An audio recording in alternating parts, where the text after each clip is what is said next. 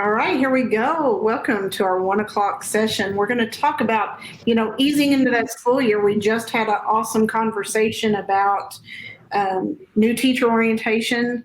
So now let's, bring those new teachers in, join them with those veteran teachers and, get the school year started. So, Jennifer, start us out. First of all, what are you excited as a tech coach? First of all, what are you excited for the school year? Well, I think one thing that's been exciting even since spring is all of these tools and applications that we know can enhance the teaching, the good teaching that's already happening. We've seen so many people kind of that light bulb moment that all of us as teachers enjoy and what we thrive off of. So seeing educators in that same way, just learning new tools. We always say, my little team, we're always saying it's happening, like or it's going to happen. It's happening. And now it's definitely happening much faster than I think we all expected. But just from that perspective of seeing, of course, there's frustrations and there's stress and there's all of that, but seeing the people that are turned on to something new and excited about how this is not only going to help them for whatever scenario all of us are starting in the fall, but what we keep saying is, how is this going to help you as you continue down the road, not just this current event or crisis, whatever you want to call it that we're in, but how can you keep all of this technology to enhance the traditional classroom? And I'm really excited to see where that will go. Even, a couple years down the road. Yeah, we were using the term transferability a while ago, and that's huge. And we'll talk more about that as we move along. We're excited to have Sadie and Jamie. They've just kind of stayed with us. Bless your hearts. They're, as Jeff told me in our messaging, we're going to have the ladies show for just a few minutes. So it's all good. So Sadie and Jamie, Sadie, I'll start with you. Same question. What's something that you're most excited about for this school year? Honestly, and it's kind of already started, I guess. So our school year doesn't start till the 25th, but we've been doing a lot of virtual PD and stuff like that. And so I'm most excited that teachers are, I think kind of like what Jen said, that those things that we know can really work and enhance learning and enhance teaching. Teachers are really learning it and embracing it now, and that maybe they wouldn't have in the past. And so something that I'm really excited for is, first, just getting to connect with so many teachers, because typically, I have 17 buildings. I can only be in one building at a time. So I can only connect with these 2 or 3, teachers in this building, or this handful of teachers in this building. And then I can't get over to the other high school until the next day. But now I can have teachers from every building. I can connect with every building all at one time, all in one session. And so that's something that I'm really excited about. And there's silver linings to everything, right? And my silver lining is that this has really broken down a lot of our those walls between buildings, and we've really started to see a lot of inter-building collaboration. Because if you're a third grade teacher and I'm a third grade teacher and we have the same curriculum and we've never really even talked about what we're doing across the district because we're so in our own little classroom silos, they're all sharing the work right now, because why wouldn't you? Why wouldn't we all be talking about third grade reading instruction? And so I'm excited about just getting to connect with so many teachers and teachers connecting with one another. Yeah. Mm-hmm. And as you say that, and that's so illustrative of what we're trying to do here in the tech coach world. I said earlier, we've dreamed of this moment for years as tech coaches, of being able to go digitally and do this. And silver lining, here we are creating these global tech coach networks. Jamie, what are you excited about for this year? Well, I'm hanging on with everything I've got to that silver lining, because let me just tell you, it's exciting because I feel very needed. Mm-hmm. And it's, the beginning of the year for a lot of times for us tech coaches can be a slow roll in. Yes, we're meeting with the admin team, and we are, we're pushing out the learning for the whole staff, the whole faculties at one time. But I've been able to just jump right in and build those relationships with teachers right off the bat, because they know what they need right off the bat. I've never been in this learning platform before. Help, what do I do? And so I think for me, it's been excited to be needed and to just rethink how I build relationships with teachers. I'm a people person. I don't know if that shows at all, but I love people. No. I know, it's weird. So So just finding new ways has gotten me real excited. I was worried that I wouldn't be able to connect with them in the same way, and having to rethink that and get out there as a coach virtually. I'm pumped about all the interaction that we've had so far. Yeah, and I myself, I'm feeding on the excitement of our teachers who are excited to be back. We are in the building, trying to start face-to-face with all of the protocols, and I'm just feeding off that excitement of a lot of the elementary teachers I work with. They are so happy to be back.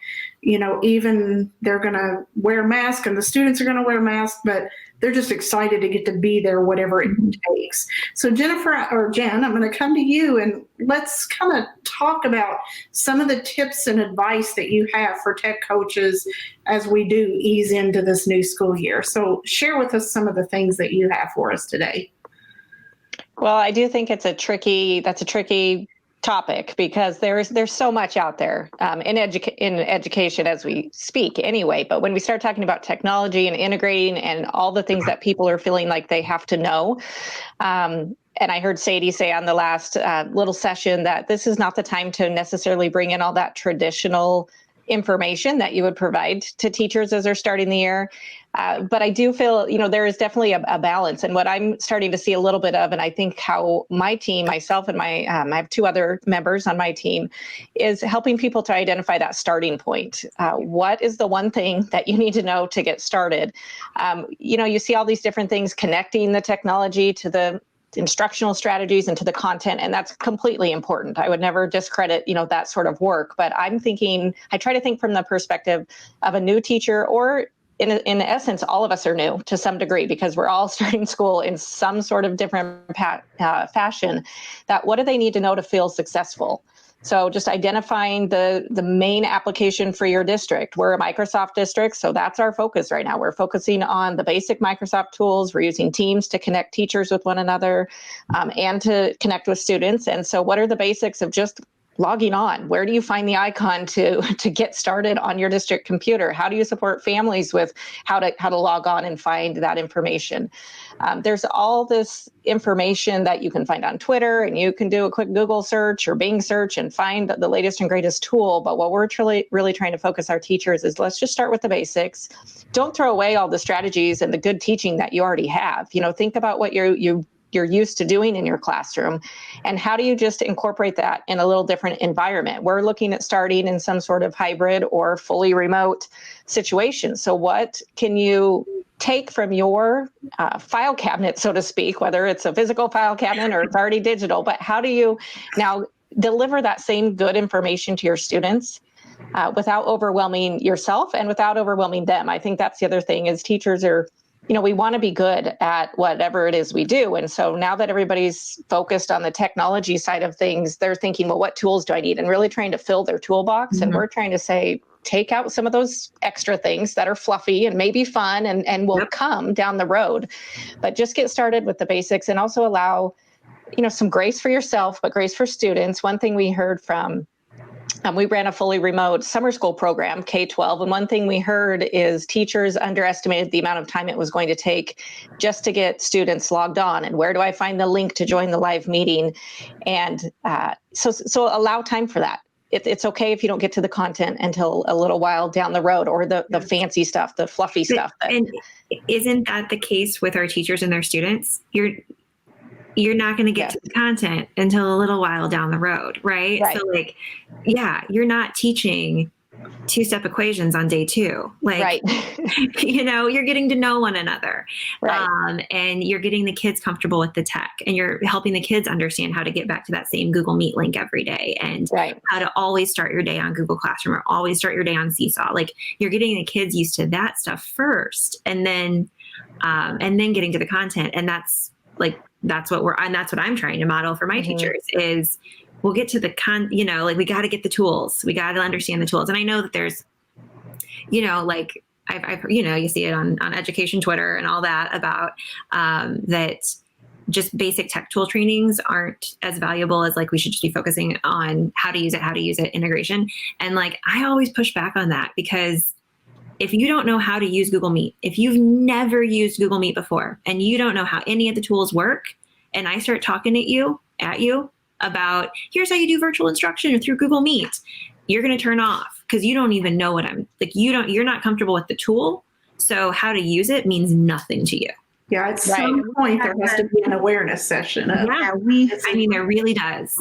We've got to model how to model. Mm-hmm. A lot more than we've ever modeled how to model. Yep. Process before content. Like if you're going to use a new tech tool with kids, you don't use it while you're trying to teach new content. It's too much. Learning process and learning content at the same time is not an instructional design best practice. Right. And like, yeah, modeling how to model. Yeah. We really call it, and I don't know, I'm sure this terminology is out there somewhere, but we use the term lesson zero, that if you are introducing a new tool, you want the students to engage in some way, and certainly it can be tied to content in some way, so it can be considered educational, but make it really low stakes, just really what, as a teacher, what you're trying to do is set up an opportunity for yourself to use the tool live with students or whatever that looks like, and for students to work through those kinks so that you're not frustrated by the obstacles that you may run into on the technical side. But once they get used to that, then it's much easier to start introducing content in a smoother way. So that's key, I think, to any, and a lot of this translates, I think, to the physical classroom. We have to remember that too, right? And helping teachers remember that when you're introducing a new activity or a new format for meeting in small groups in person, you spend time teaching how to do that. And so allowing the same sort of opportunity online, and it may take longer, especially if you as a teacher, are feeling uncomfortable and need that interaction yourself just to walk through what does this actually look like. It may take twice as long as what you're used to in the teaching in the classroom, teaching those procedures, but that's okay. It'll pay off in the long run. I think that's a big key, is invest the time up front. Don't just jump into it and think it's going to be smooth. Invest the time up front to really practice it with students or colleagues or whatever that looks like. And that will pay big in the end. Yeah. So Google Meet for us, I don't know, for every district did different things. We didn't require teachers to use Google Meet in the spring. So some did have live sessions with their kids every day and others did not. And so the ones that did not are the ones that they've never used it. And so they've been coming to a lot of my just very basic Google Meet PD. And I've been trying to set up I said this in another session, tracks. And so if you're super comfortable with it, start here. But if you are brand new, start here. Because if you've never used it, don't also come to my using Google Meet to structure small group breakout rooms. Right. Because that's too much. That's too much now. And so I've been encouraging people, just reach out to your team. Everybody hop in a Google Meet and practice screen sharing. The first time that you share a screen in a Google Meet should not be live in front of 25 third graders. Right. The first time you share your screen in a Google Meet should be with me or with your team or with your principal or your friends, or have your husband hop in a Google Meet with you and try it and practice and just play with the tools. Cause I promise you're not going to break it. And I always say that you're not going to break it. Just close the tab and start over again. Well, Jamie, what are you thinking? Go ahead. I'm going to add to that just by saying, I think this is, with what Sadie's talking about, this is where it also becomes critical to get to know your teachers. Because while I was listening to her, and I know through some of the PD we've delivered this week, we've given teachers a lot of new extensions to use and apps to use and things to try, right? So we all know our high flyer teachers. When you get to know your teachers, you know who your high flyers are. And I don't know if any of the rest of you have this experience, but I know which teachers I need to reach out to when I deliver a training. Yeah. Because the first email that's coming is I'm just going to use Flipgrid as an example again. When I introduced Flipgrid, I immediately got an email. Hey, I'm doing this tomorrow because we're reviewing this text, and I'm going to have the students respond to it as a closing activity. That's going to be their exit ticket. And I'm like, no, wait, no. So it's that's again, I think, where that relationship piece becomes critical, because you know who to reach out to and say, hey, I know what you're thinking. I know you're loving it. I could hear it now I can't hear it in their voice in a live training, but I'm like, I could see it in your comments in this session. I know you're pumped, but don't forget, we need to do a session with the kids where we teach them how to use it, and then you can use it for an exit ticket. Do you want me to sit in on that with you? There's my tech coach in, right? Right.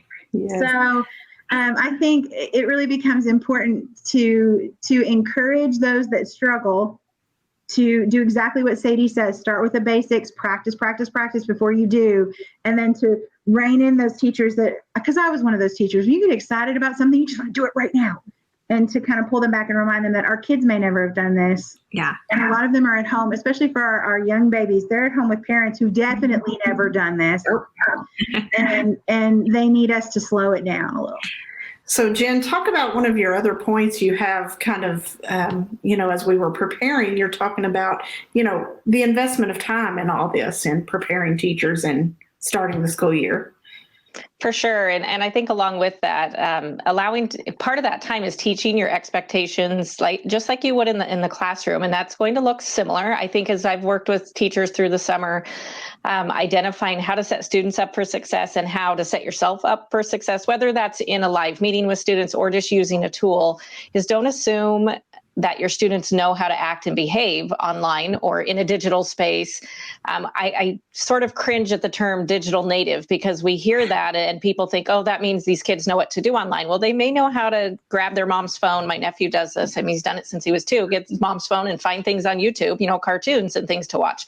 But that's very different than using technology as a student. And so and I think this even covers K through 12. I think we can't assume even our high school students know what you want them to do or how to act appropriately online. And so really taking a look at whatever grade level or content you teach as a teacher, what are those rules and expectations that you have in your classroom? They might be posted on the wall. You certainly address them at the beginning of the year in a traditional sense. Well, what is that going to look like online? And really, it should be very similar, I think. One of my colleagues, he always had 2 rules. It was respect yourself and respect others. And then he had, some bullet points underneath each of those. I think he also included some responsibility, but adding those bullet points of what does that look like? He was able to just say, I would just add a couple more bullet points online about, engaging in that space and what does that look like to be respectful in an online space versus the physical space. It may look a little different, but the idea is there. And that also allows you, I think, as the teacher. So if a student is breaking a rule or doing something that they shouldn't be doing or not not locating the content like online, what would they do in person? They would come and ask the teacher, well, how do they contact you when they can't find something online or they're struggling with that component? So setting up those avenues for students to be able to get to that area. I think that's going to cover your bases as a teacher. So if something does happen and a parent's concerned or your admin's concerned, you can show them, these are the expectations I put in place. And now here's what we can do for consequences. Often, and I think this is changing a little bit, but when these tools were new and we were not in a remote learning situation, so in our district, when we started using some of these tools like Microsoft Teams 3-4 years ago, students would find things that, and using them inappropriate, like the chat space. And so instantly teachers wanted those sort of things shut off.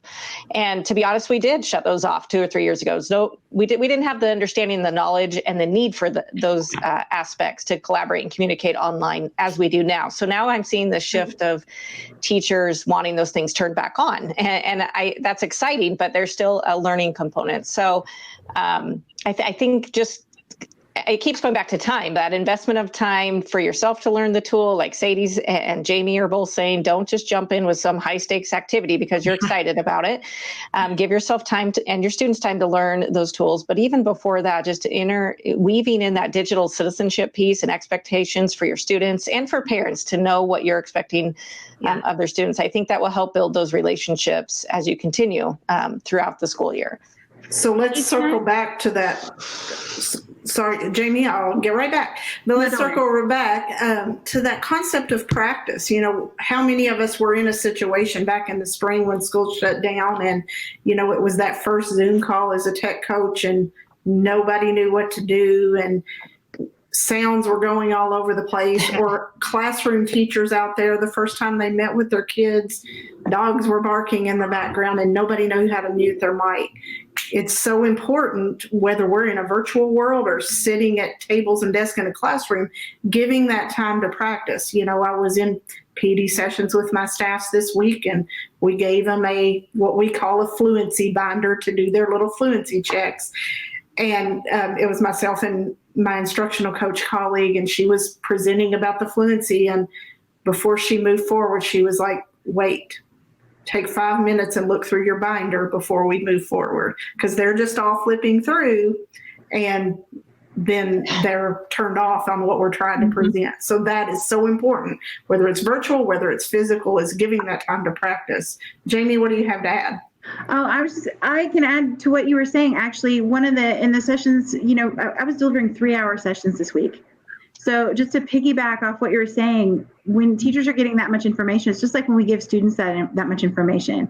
It's important that we model what's best to do. And so in the middle of each of those sessions, I'm like, you know what, guys, I want you to set everything down. If you are the type of teacher who this is freaking you out and you need to ask me some questions before we go any further, hang out. The rest of you, I'm putting 10 minutes on my classroom screen inside Zoom. I want you to get up. I want you to walk away. I want you to go get a drink of water, stretch your legs, let your dogs out, whatever you've got to do, and then come back with your brain reset. You've got to accommodate your learners in a virtual setting in the same way that you accommodate them in the real world, where we would stop. And so it's important to remember not just to keep plowing.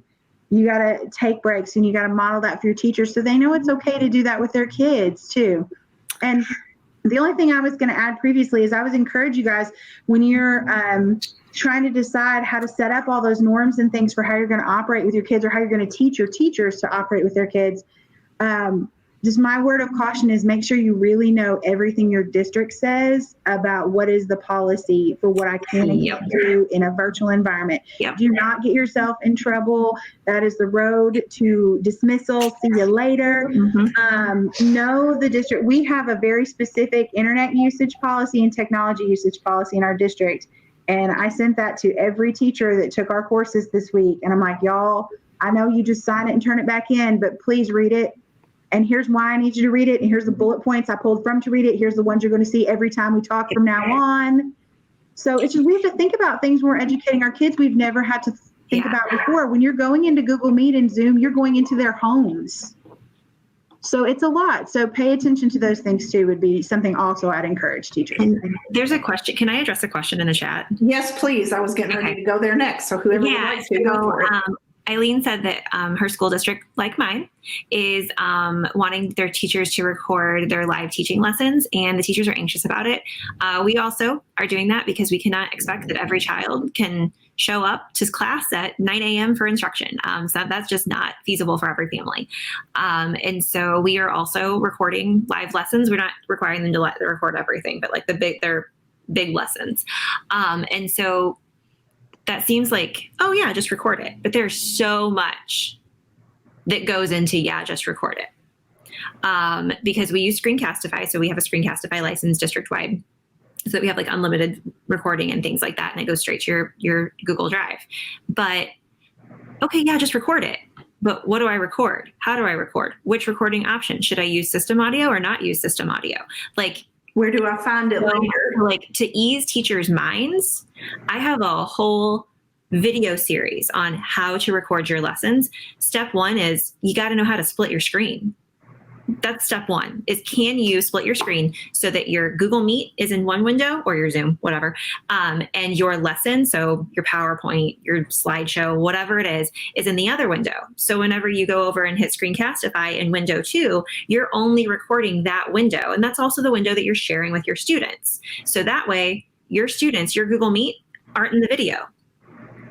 And that's like a 20-minute video series that I created step by step. First, here's how you split your screen. Second, here's how you share that screen with your students. Now that it's shared, here's how you record it. And so breaking it down and explaining why I would do it this way. So here's why I think you should split your screen. Here's how I think you should do this in order to keep your students' privacy safe. Here's why you should do it this way. So not just showing them how, but saying, and this is my advice, and this is how I would do it. Because that's what they always ask me. So Sadie, how would you do it? So I say, this is how I would do it if I was teaching. And so that little video series, it's only like 4 videos, but just breaking it down step by step has really helped a lot of teachers wrap their head around, oh, okay, now like I get how I would do this. And then here's what to do with the video and how to post it and all of that stuff. I think that's huge, chunking the information, whether it's teaching them about recording or whatever. I had to do a whole series on just using Zoom in general back in the spring and just chunking it. 5 minutes about accessing it. Mm-hmm. How do I schedule a meeting? How do they record it? And so on. So yes, that's huge. Jen, anything you have to add on that question, relieving the anxiety of teachers, whether it be videoing or in general in easing into the first part of the school year? Yeah, no, I agree with everything Jamie and Sadie said. And I think just providing them some guidance into what that looks like, because yes, there may be some district communication saying, like you said, Sadie, that you need to record your lessons. But if there's not follow up to that, that's very stressful for teachers. Probably number one is the how to, but then also just thinking of, like Jamie was saying, your district policy, state law. I know Idaho, where I am, has stricter laws against student privacy than even, what everybody else has. I think we're one of 3 states. And those are things that teachers are just not aware of necessarily. It's not the everyday knowledge. I know it wasn't when I went to school to be a teacher, right? Of all about student privacy. You listen to some of that and you think, well, yeah, I'm not going to do anything to hurt my students or put them in harm's way. But there's so much that can go into that. Like you were saying, you're essentially going into their homes. The camera is on in their homes. And so what does that mean? And some teachers are nervous about that, the camera being on, at their home or, just in their space. And so I don't know that anything will help completely ease a teacher into